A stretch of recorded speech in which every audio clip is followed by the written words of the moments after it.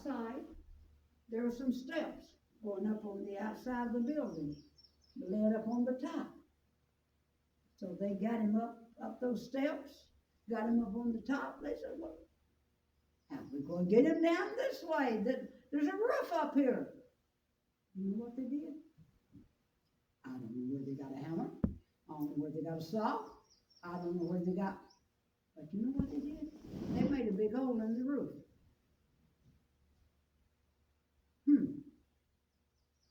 And somehow, they must have had a rope, because they let him down through this hole. Down, down, down. And right in front of Jesus, they let him down. And the people were wondering, look at the trash coming down here. And there's somebody coming down there on the road. Man, they let him down right in front of Jesus. And you know what it is? When Jesus is in the crowd, folks are going to act up. And as we look at that, they made the opening of the roof. They lowered him down. Who were these four men?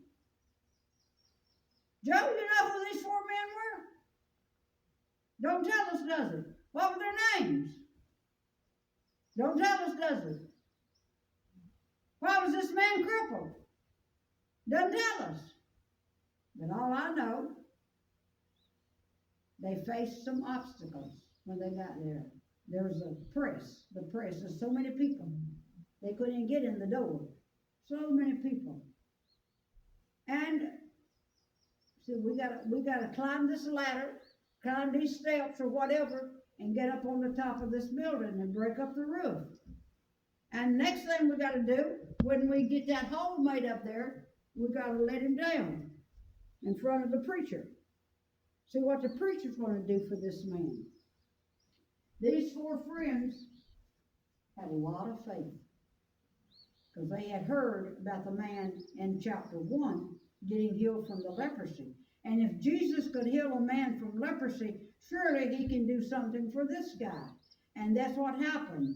And after they had done all of that, and Jesus had come to pray for them, somebody's got to pray for getting that roof fixed. They wouldn't let Tanya pay for it.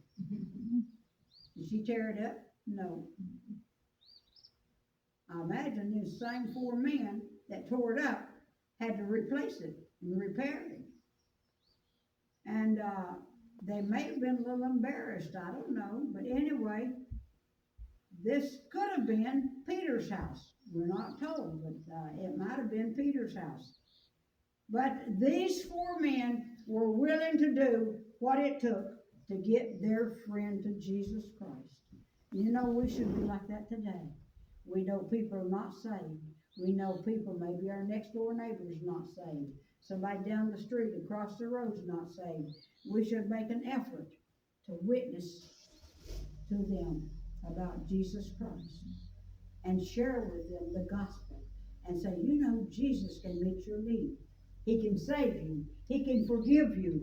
He can make you clean. And I'm so thankful. But these four men had to work together. All four of them.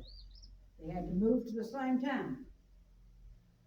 Now, we couldn't have one over here trying to do one thing. We couldn't have another one over here trying to do something else. But they had to work together to get him first to the house.